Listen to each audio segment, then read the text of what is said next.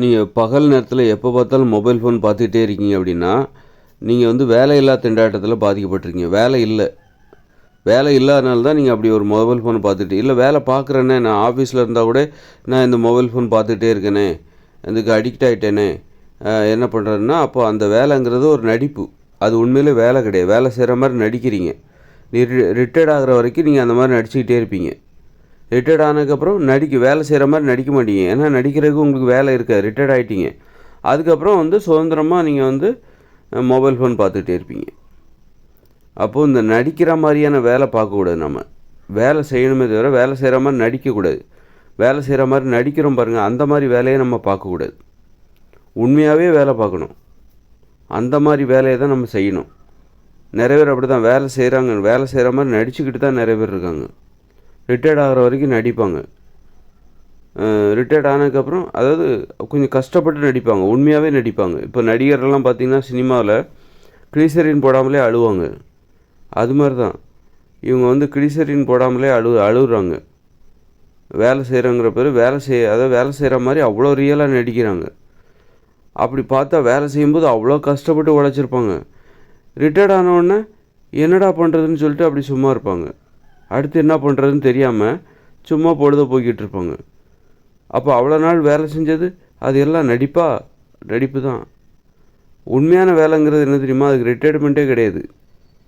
அந்த வேலையை நீங்கள் கண்டுபிடிச்சிட்டிங்கன்னா, அப்படி ஒரு வேலையை நீங்கள் கண்டுபிடிச்சிட்டிங்க அப்படின்னா, நீங்கள் வந்து இந்த மாதிரி எந்த விஷயத்துக்குமே அடிமையாக மாட்டீங்க.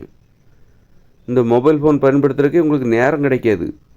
ஃபேஸ்புக் பார்க்குறதுக்கு, யூடியூப் பார்க்குறதுக்குலாம் நமக்கு நேரமே கிடைக்காது. அந்த மாதிரி வேலையை கண்டுபிடிக்கணும். அதனால் வந்து எப்போவுமே வந்து ஒருத்தர் மொபைல் ஃபோன் பார்த்துட்டே இருக்கார் அப்படின்னா, அவருக்கு அந்த மாதிரி ஒரு அதை விட சிறந்த வேலை இல்லை அப்படின்னு அர்த்தம். அவர் பார்த்துட்டு தாங்க இருக்கிறார் ஒரு வேலை அப்படின்னா, அந்த வேலை அந்த அளவுக்கு சிறந்த வேலை இல்லை அப்படின்னு அர்த்தம். அதை விட சிறந்த வேலை அந்த மொபைல் ஃபோன் பார்க்குறத விட அவருக்கு பெரிய வேலைகள் எதுவும் இல்லை.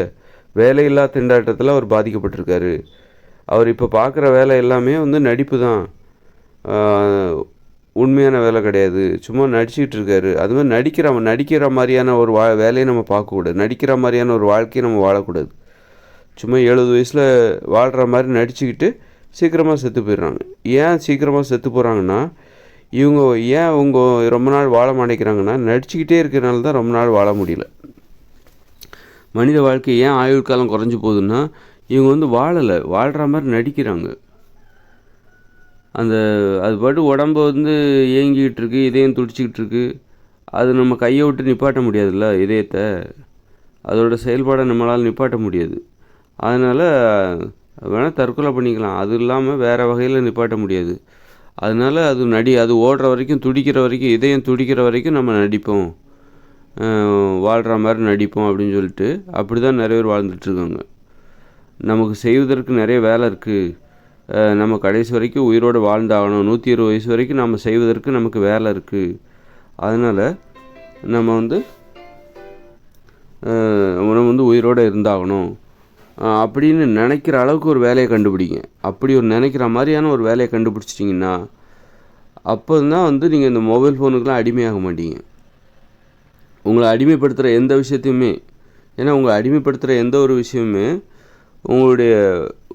உங்களுடைய நோக்கத்தை சிதைப்பதாகத்தான் இருக்கும். நீங்கள் உங்கள் வேலையை செய்யணும், உங்களுக்கு ஒரு லட்சியம் இருக்குன்னா, நீங்கள் அடிமைத்தனத்திலேருந்து விடுபட்டால் மட்டும்தான் உங்கள் லட்சியத்தை நீங்கள் செயல்படுத்த முடியும். உங்கள் லட்சியத்தை நோக்கி நீங்கள் போகணுன்னா உங்களுக்கு அடிமைத்தனமே இருக்கக்கூடாது.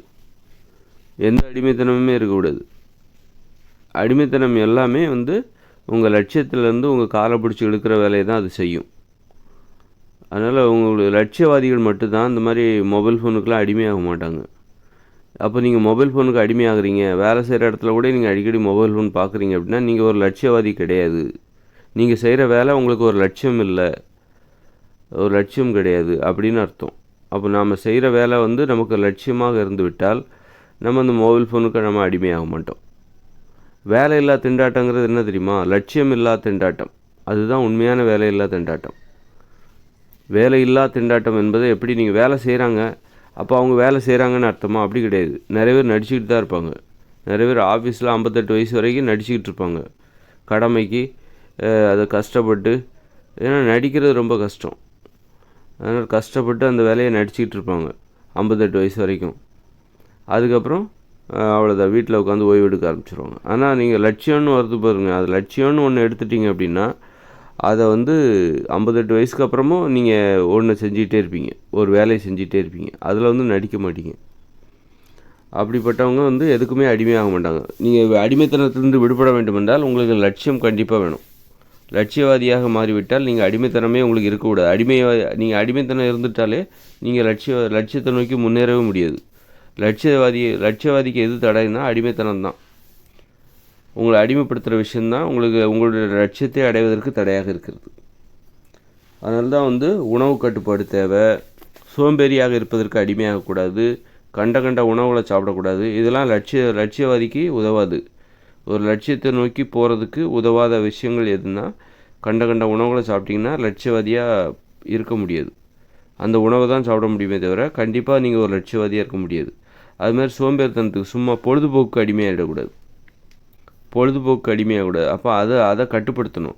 எதாக இருந்தாலும் எல்லா வேலையும் முடிச்சுட்டு சாயந்தரம் 6-7 மணிக்கு மேலே நம்ம பொழுதுபோக்கிக்கலாம் அப்படின்னு அதில் ஒரு கட்டுப்பாடு விதிக்கணும். அது மாதிரி உடற்பயிற்சி கண்டிப்பாக செஞ்சால் தான் உங்கள் லட்சியத்தை நோக்கி நீங்கள் முன்னேற முடியும், அதற்கான வேலைகளை செய்ய முடியும். இப்படி நிறைய கட்டுப்பாடுகள். பண விஷயத்தில் நேர்மையாக இருக்கணும். நேர்மையாக இருந்தால் தான் உங்கள் லட்சியத்தை நோக்கி நீங்கள் முன்னேற முடியும். இப்படி நிறைய ஒரு 6-7 கட்டுப்பாடுகள் இருக்குது. எளிமையாக வாழணும், அந்த மாதிரி நிறைய கட்டுப்பாடுகள் இருக்குது. அப்புறம் பாலியல் உறவுகளில் நேர்மையாக இருக்கணும். உறவு முறையில் நம்பிக்கையானவராக உண்மையாக இருக்கணும். குறிப்பாக பாலியல் உறவுகளில் நேர்மையாக இருக்கணும். பண விஷயத்தில் நேர்மையாக இருக்கணும். இப்படி கட்டுப்பாடுகள். தூங்குவதில் கட்டுப்பாடு. காலையில் எழுந்திருக்கணும், சீக்கிரமாக தூங்கிடணும், அதிகாலையில் எழுந்திருக்கணும். இதெல்லாம் தூங்குவதில் உள்ள கட்டுப்பாடு. இது போன்ற கட்டுப்பாடுகளை வச்சுக்கிட்டால் அடிமைத்தனத்தை வெற்றி கொள்ளலாம். நம்ம லட்சியவாதியாக இல்லாமல் நம்ம மொபைல் ஃபோனுக்கெல்லாம் அடிமையாகிறோம்ல, அதுக்கான கட்டுப்பாடு தான் பொழுதுபோக்குவதில் உள்ள கட்டுப்பாடு. சாயந்தரம் 6 மணிக்கு மேலே தான் நீங்கள் பொழுதே போக்க ஆரம்பிக்கணும். மொபைல் ஃபோன், டிவியெல்லாம் பார்க்க ஆரம்பிக்கணும். பகல்லே பார்த்துட்ருக்கூடாது. அதுதான் பொழுதுபோக்குவதில் உள்ள கட்டுப்பாடு. அப்போ கட்டுப்பாடுகளை கடைபிடித்தால் இந்த அடிமைத்தனங்களை நீங்கள் நீக்கிவிடலாம். அப்போ யாருக்கு கட்டுப்பாடு தேவை அப்படின்னா, பிழைப்புவாதிகளுக்கு கட்டுப்பாடுகள் தேவையில்லை. லட்சியவாதிகளுக்கு தான் கட்டுப்பாடுகள் தேவை. கட்டுப்பாடுகளை கடைபிடிக்கக்கூடிய அந்த மன உறுதி, அந்த அவசியம், நிர்பந்தம், நெருக்கடி, கட்டாயம் யாருக்கு இருக்குன்னா லட்சியவாதிகளுக்கு தான் இருக்குது. பிழைப்புவாதிகளுக்கு இல்லை. பிழைப்புவாதிகளுக்கு நீ கட்டுப்பாடாக இருந்து என்ன பண்ண போகிற, நீ பார்க்குற வேலைக்கு நீ கட்டுப்பாடாக இருந்து இதுக்கு கட்டுப்பாடாகவே இருக்க தேவையில்ல. அந்த அளவுக்கு நீ செய்கிற வேலை அந்த அளவுக்கு பெரிய விஷயம் கிடையாது அப்படின்னு மற்றவங்களும் நினைப்பாங்க. அவங்களும் நினச்சிப்பாங்க. அவங்க கட்டுப்பாடாக இருக்க மாட்டாங்க. ஆனால் லட்சியவாதி, நாம் செய்கிற வேலை அது கடமை, அதை கரெக்டாக நம்ம செஞ்சு ஆகணும். அதனால் நம்ம அதை செய்கிற வரைக்கும் அதை செய்வதற்கு தடையாக இருக்கிற அடிமைத்தனங்களிலிருந்து நாம் நம்மை பாதுகாத்து கொள்ள வேண்டும், பொறுப்பாக இருக்கணும். அதனால் இந்த மாதிரி மொபைல் ஃபோனுக்கு அடிமையாகிறது இதெல்லாம் தூக்கி கொஞ்சம் ஓரம் கட்டுவோம். நம்ம வேலையை தான் நமக்கு முக்கியம். அதுக்காக அதையும் பார்க்காம இருக்க முடியாது. அதுக்கு சாயந்தரம் 6 மணிக்கு மேலே அதுக்கு ஒரு நேரத்தை ஒதுக்கிடணும். அப்படியே அந்த மாதிரி லட்சியவாதியாக மாறிட்டிங்கன்னா நீங்கள் இந்த அடிமைத்தனத்திலிருந்து விடுபட வேண்டிய கட்டாயம் விடும். அதுக்கு கட்டுப்பாடுகள் என்பது தேவை. அப்போ யார் வேலையில்லா திண்டாட்டம்ங்கிறது என்ன தெரியுமா? லட்சியம் இல்லாத திண்டாட்டம். அதுதான் உண்மையான திண்டாட்டம். வேலை பார்க்குறவங்க எல்லாருமே பிரச்சனையிலேருந்து தப்பிட்டு வேலை பார்க்குறவங்க எல்லாருமே சிறப்பானவங்க கிடையாது. லட்சியம் இல்லாமல் இருக்காங்க பாருங்க, அவங்க தான் ரொம்ப பாதிக்கப்படுறவங்க. அதனால் வேலை பார்த்துட்டாலே அவங்க பிரச்சனை தீர்ந்தவர்கள் அப்படின்னு கிடையாது. வேலையில்லா திண்டாட்டம், வேலையே இல்லாதவங்களும் இருக்காங்க. அதேமாரி வேலை பார்த்துட்டா கூட அந்த வேலையை லட்சியமாக செய்யாமல் சும்மா பிழைப்புக்காக நடிச்சுக்கிட்டு இருக்கவங்களும் இருக்காங்க. பிழைப்புக்காக செய்கிறவங்களும் இருக்காங்க. யார் ரொம்ப சிறந்தவங்கன்னா ஒரு லட்சியவாதிகளாக இருக்காங்க பாருங்கள். அதாவது லட்சியம் இல்லாத திண்டாட்டத்திலேருந்து தப்பிச்சு தனக்குன்னு ஒரு லட்சியத்தை வகுத்து கொண்டு, அந்த லட்சியம் எப்படிப்பட்டதுன்னா, நீ ரிட்டையர்மெண்ட்டே கிடையாது அந்த லட்சியத்துக்கு. வாழ்நாள் முழுதும் நீ வேலை பார்க்கணும். வாழ்நாள் முழுதும் அந்த லட்சியத்தை அடைவதற்காக நீ செய்வதற்கு அங்கே வேலை இருக்கணும். அதுதான் உண்மையான லட்சியம். நிறைய பேர் நல்ல ரிட்டையர்மெண்ட் வரைக்கும் கடினமாக உழைக்கிறாங்க. ரிட்டையர்மெண்ட் ஆனவுடனே அடுத்து என்ன பண்ணுறேன்னு பெப்பேன்னு முழிக்கிறாங்க. காரணம் என்னென்னா, அவங்க இவ்வளோ நாள் பார்த்த வேலையெல்லாம் அடிமைத்தனம். மற்றவங்க சொல்லணும், நீ என்ன செய்யணும்னு மற்றவங்க சொல்லணும். மற்றவங்க சொன்னால் தான் அவங்க செஞ்சிட்ருப்பாங்க. கஷ்டப்பட்டு உழைச்சாங்க. அவங்க நினச்சிக்கிட்டாங்க நம்ம ரொம்ப கடினமான உழைப்பாடின்ட்டு. ரிட்டையர்மெண்ட் ஆச்சு, அடுத்து என்ன பண்ணுறதுனே தெரில. அடுத்து நாம் என்ன பண்ணணுங்கிறதே அவங்களுக்கு தெரில. சும்மா பொழுதுபோக்கிக்கிட்டு வெட்டியாக பொழுதுபோக்கிக்கிட்டு இருப்பாங்க.